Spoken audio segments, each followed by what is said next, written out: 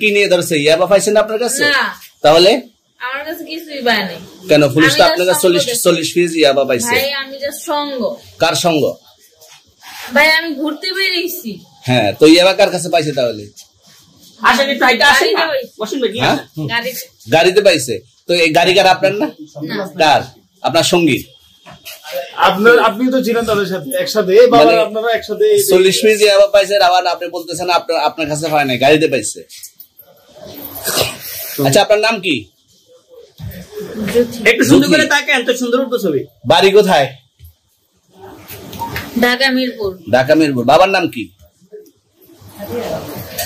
বাবার নাম বলা লাগবে? হ্যাঁ, বলেন কি না বাবার নাম বলেন? রহমান। রহমান। মায়ের নাম? পারুল। এই ব্যবসা কতদিন করেন? এই আজকে থেকে শুরু। আজকে থেকে শুরু। আর কতদিন চলবে? এরকম কতদিন চলবে না এই এবার ব্যবসা? থেকে তোদের এই থানা থাকবে, যতদিন এই থানা থাকবে, আমাদের মতন মানুষ থাকবে, ততদিন ব্যবসা চলবে। আপনারা চালাচ্ছেন বিদায় তো চলবে। আচ্ছা, ঠিক। আমার বাপের জন্মে কেউ হয় নাই, আমার জাত গোষ্ঠীতে কেউ হয় নাই। এখন এই মালগুলো আসলে কার? এই যে 40 পিস ইয়াবা, এগুলো কার?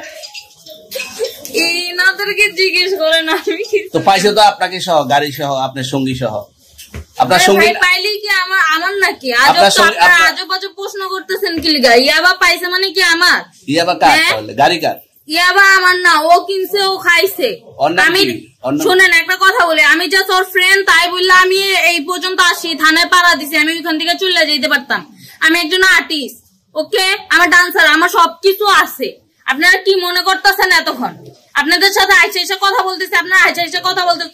ও বাবা খায়, আমি কি দোষ করছি? ভাই আমি মদ খাই, আমার লাইসেন্স আছে, আমার লাইসেন্স করা, আমার বারের লাইসেন্স করা, আমি মদ খাই। ও মদ খান, বারের লাইসেন্স করা। আর পেন্সিলটা কে? না, এগুলা কোনো কিছুতে আমি আসক্ত না।